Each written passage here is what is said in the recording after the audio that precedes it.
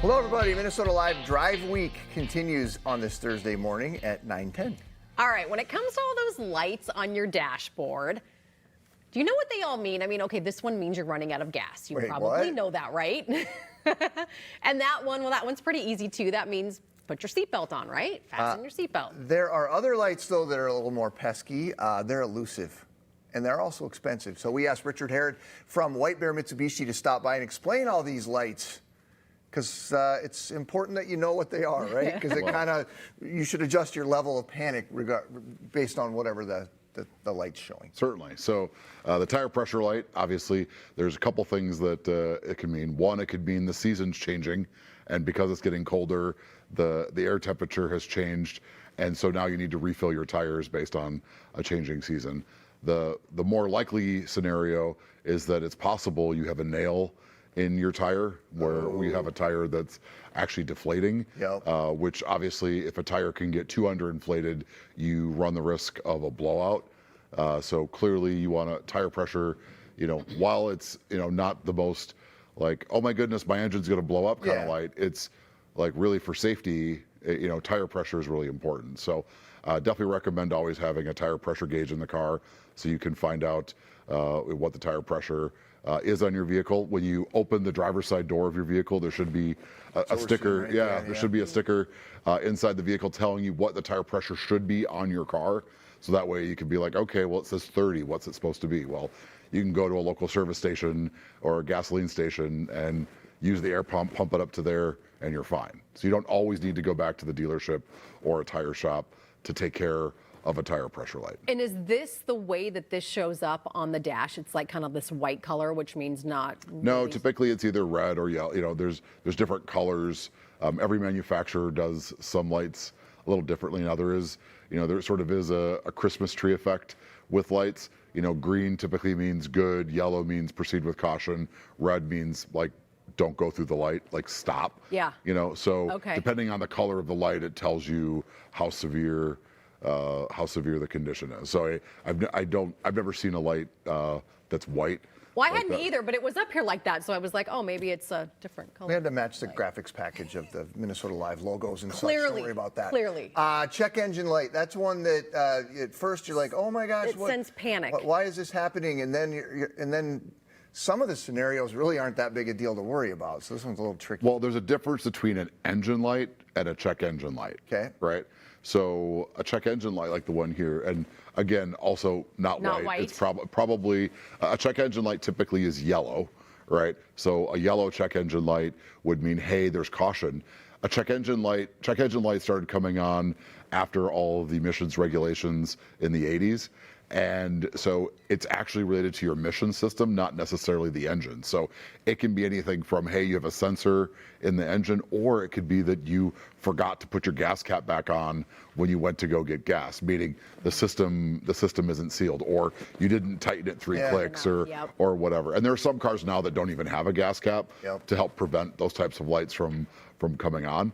They have a fully sealed system or whatnot. But when a light comes on like this isn't one where you need to pull over right away, but this would definitely be one where you should, next time you stop, check your gas cap. One, did you leave it on the gas pump, right? Or when you tighten it, just tighten it a few more clicks, and the light, may go off in 2 or 3 start cycles. But if it persists, you might have an emissions system concern where a sensor might need to get checked. That is something where I took my car into the shop because I couldn't figure it out, and the guy tightened the gas thing. I know, click, and I was like, oh. It's such it's one of those annoying ones, but then again, how do you know? So it could also be some $800 valve that needs to be replaced. Right. I mean, you can fix it yourself just by checking the gas cap, and then being patient for a few times of starting the car and turning it off. Didn't even know it was a thing. Lane departure warning for certain cars of a certain age. They've got sensors that are on them, and basically they try to keep you within the lines. You say don't ignore that. Pay attention to it. That's what we're seeing right there. Well, so a lane departure warning system is designed to keep you in your lane, right? So it warns you if you're going to be veering out of your lane or whatever, that light comes on, and really it's designed to tell you to correct as you're driving. Or some systems will actually self-correct for you. The tricky part about lane departure warning systems is I didn't realize how often I didn't use my turn signal when I changed lanes. until I had the lane departure warning system. Because if you change lanes without using your signal, the lane departure warning light comes on because it thinks you're veering out of your lane, not intentionally driving into another lane, right?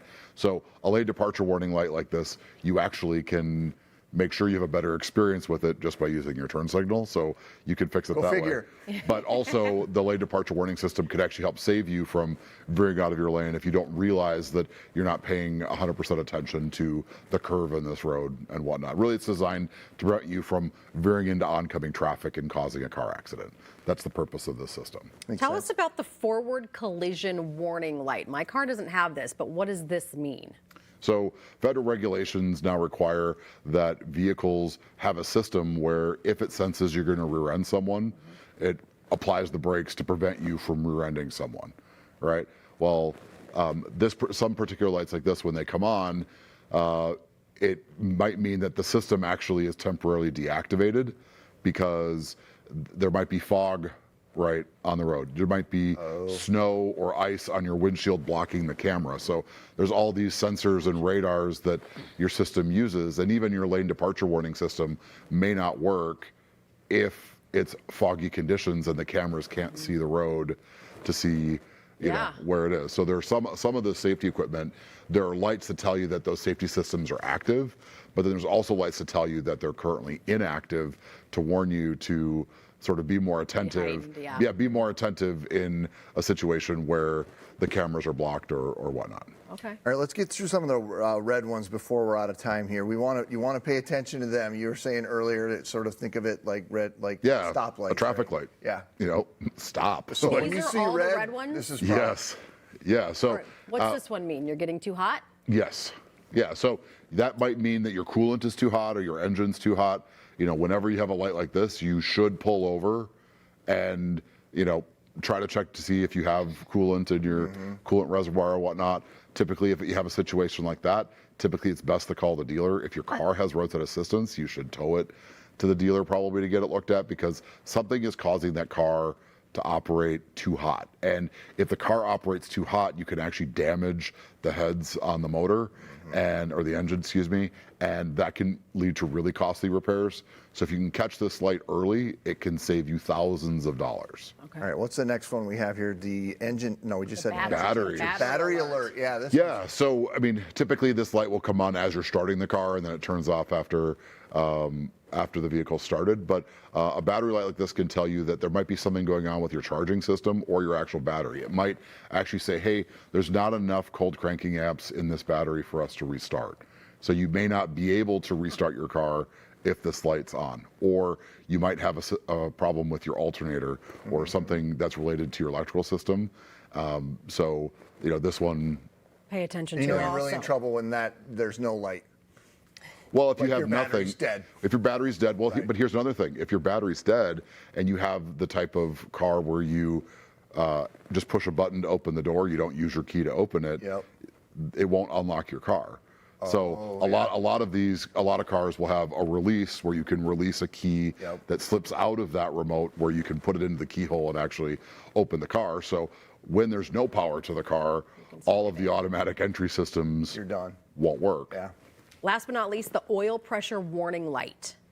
Yeah, well, what is this one? I mean, you could have a problem with your oil pressure sending unit. I mean, it's making sure that your engine is properly lubricated is super important because when you have all those metal pieces going against each other, if you have a problem with oil pressure, it's possible that the right amount of oil isn't getting to the top or a different part of the motor that needs to be lubricated, and you actually could end up damaging your motor if you have that light on. So I would totally recommend that if you have a red light, you know, pull over quickly, turn the vehicle off, right? You know, maybe take a picture of the light with your phone, turn the vehicle off, open the owner's manual, check out the warning lights, or Google it if your car didn't come with an owner's manual, just to say, okay, what are these warning lights on my particular vehicle?